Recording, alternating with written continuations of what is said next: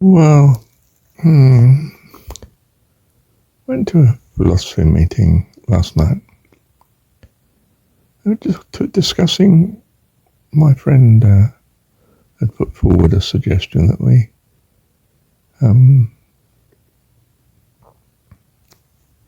concerning charitability.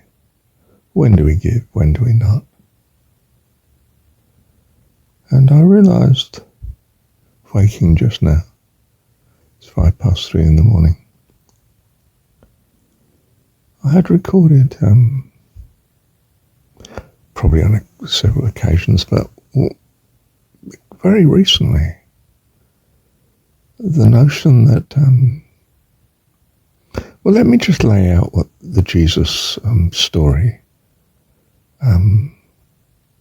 start from there, can I? Well, first of all, it sounds extremely generous. Give to him that asks. But that doesn't seem too safe as a blanket sort of rule, because the unscrupulous might keep asking of you, and we get a very non-optimal situation where people are just living off you and, if you like, not pulling their weight. And you get poorer and poorer. You know, they ask for your house and land in the end because that's what they want, and they don't really care about you. And because they're asking, you say, well, I've got this rule, give to him that asks. That was absurd from most people's point of view. But it does have an essential point about it that I do appreciate, which is when you give to those that don't ask, they very often don't want. And it was a waste. And you thought, oh, this is just what they're going to want. But they didn't. And they don't necessarily love you for it either. They just think, well, that's strange.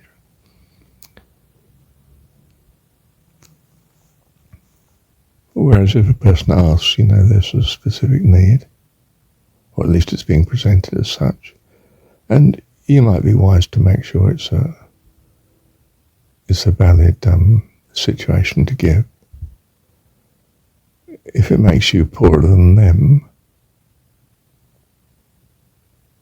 that's a bit strange. I think the Jesus story makes it clear that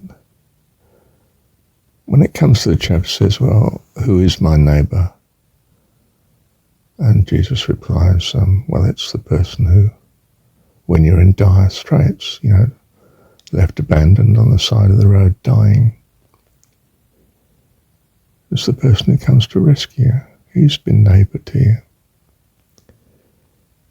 And then he says to the guy who asks, he says, go and do thou likewise, you know. Be a neighbour to him that needs it. But it's great need, desperate need, where you're dying. And really we would think it was terrible not to help if you could in such a circumstance. So that's very clear. And then, surprisingly, it says, well, how should you be towards such a person? Well, it's that rescues you. Well, you should love them as yourself, because, well, gratitude would make that clear to you anyway, wouldn't it? How could you not? This person, in their kindness, rescued you when you were dying. You should love that person as yourself. Well, then comes the great thing that philosophers would ask, well, in what way do I love myself, and so on and so forth. Well, according to the Jesus drift of things, it's quite dramatic. I love myself in that I want life eternal, and would give this to myself if I could, in a sense. You know, this is considered the principal concern of God is that we have life eternal because he loves us and therefore wants to give what's truly good. And so in a sense what's defined as what's truly good is that we have abundant life. This is not indulgent life, you understand. This is life that's enduring, and I suppose you could say it has the qualities of joy and peace and hope and meaning and loveliness, and our necessities certainly met, in fact all our needs met, and perhaps more, that brings great happiness and so on. But in some sense we fundamentally appreciate life and life eternal. So in the case that a person is in desperate need, we help to bring life to them in that we rescue them if we can. And that's very clear. But the principle that guides our charitability is in fact that if we love the person who's rescued us as our neighbour, as ourselves, then, well, we truly at heart want life abundant, eternal, and we want this for him as well. Him or her. Yeah, okay.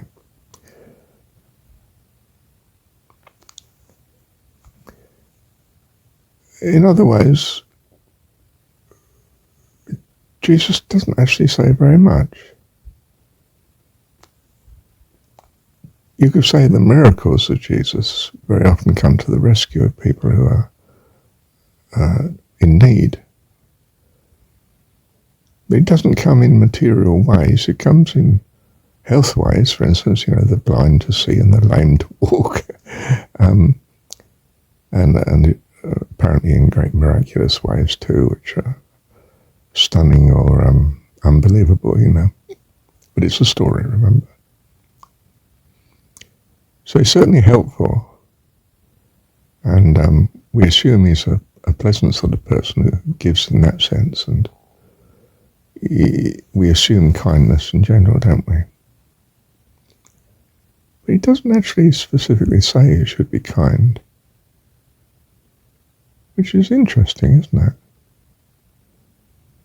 I remember my dear friend, who was a student of mine, he said, well, I don't think that Jesus was a particularly kind person. And this, of course, was stunning to me because I took it for granted. Of course, Jesus is a kind man.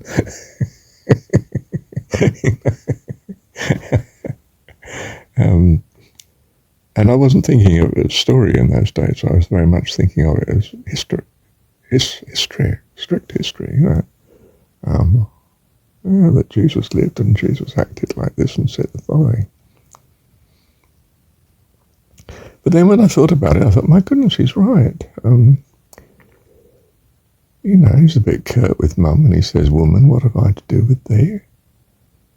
When she says, can you do something about the wine for the wedding? We'll run out. There's no wine. Well, so what's it to do with me? And it doesn't seem too respectful the way it comes over either. Woman, what have I to do with thee?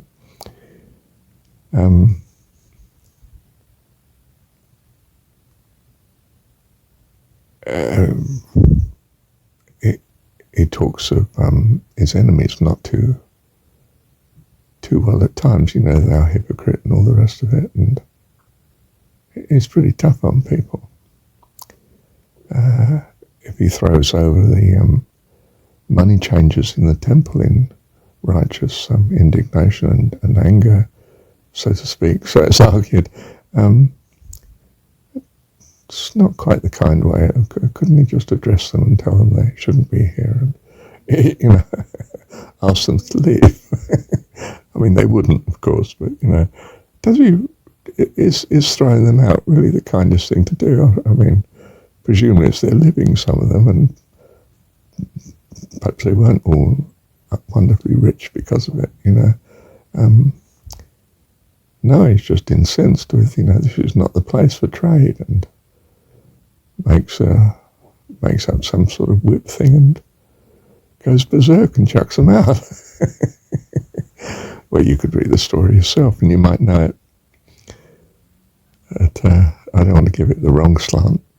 That would be a shame.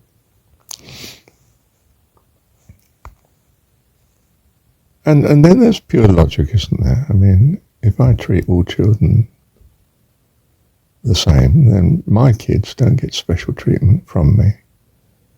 And that would almost mean that they didn't get a parent.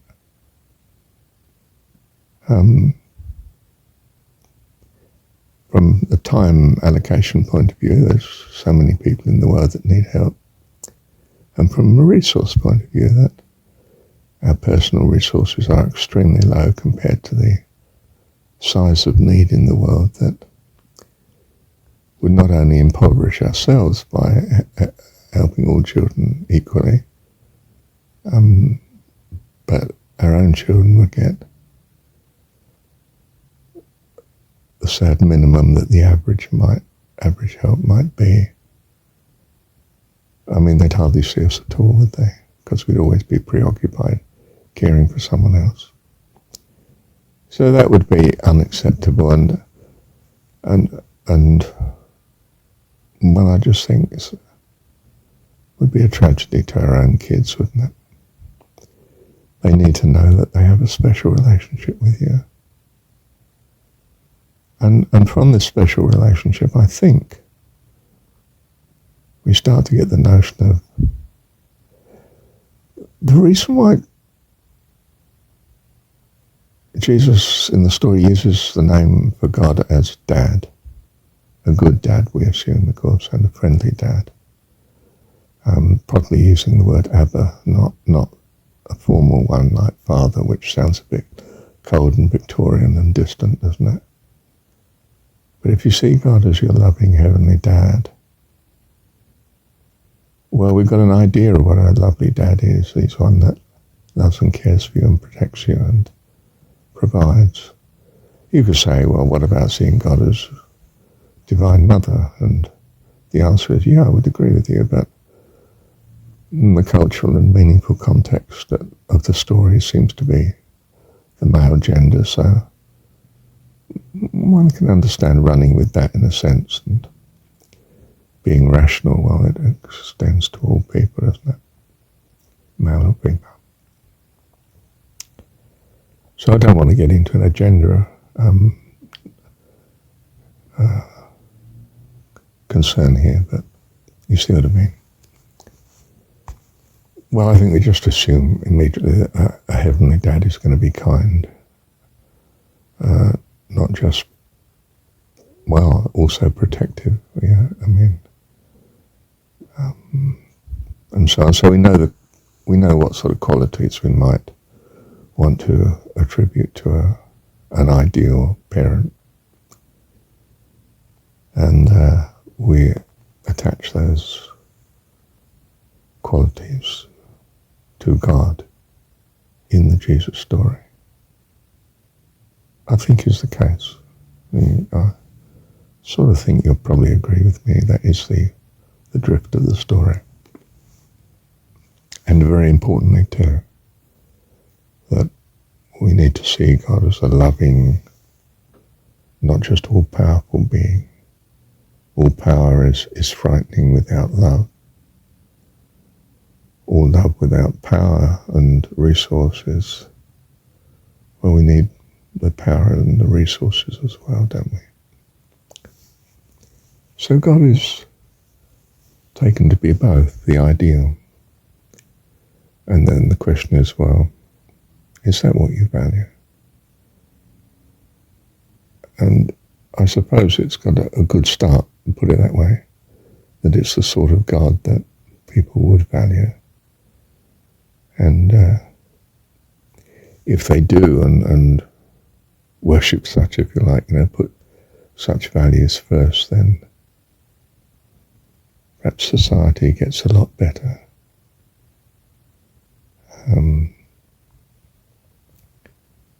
We're all blessed by such. So, I take it that yes, we're neighbour to those in desperate need, but not neighbour in that. Well, just to cut across this, some of us had only considered my friend's question from the point of view of personal provision to others and help. But there was the other side, which I take up in the next recording, part B. Thank you, Heavenly Dad.